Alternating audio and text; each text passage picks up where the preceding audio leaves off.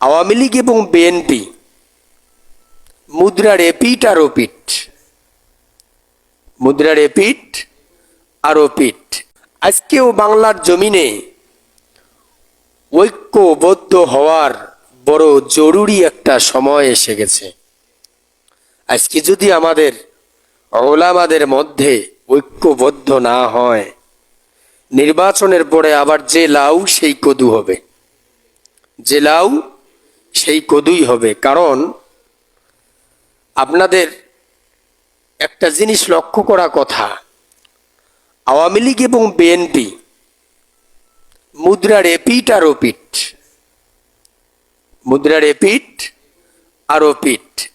এক দল খেয়ে চলে গেছে, ওই দল খাইতে খাইতে হাত মুছারও সময় পায় নাই, হাত ধোয়ারও সময় পায় নাই, হাত গায়ে মুছতে মুছতে দৌড় দিয়ে চলে গেছে। আর এক দল হাত ধুয়ে বসে আছে, কখন তারা সুযোগ পাবে।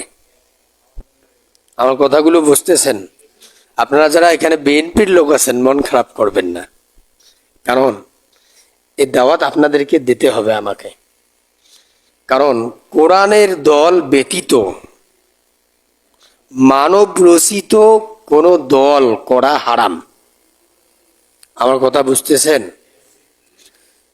পৃথিবীতে মুসলমান যারা, ভালো করে বুঝুন, যারা মুসলমান তারা দল করবে একটা, সেইটা হলো কোরআনের দল।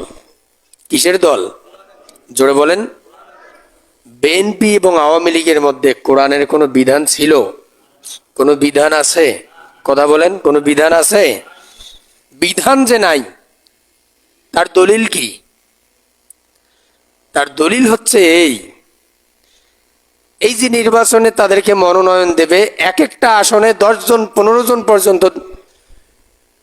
রাস্তায় রাস্তায় ব্যানার ফিস্টন লাগাবে, অমুক ভাইকে এমপি হিসেবে দেখতে চাই, অমুক ভাই মনোনয়ন আশা প্রত্যাশী, সে মনোনয়ন পাবে।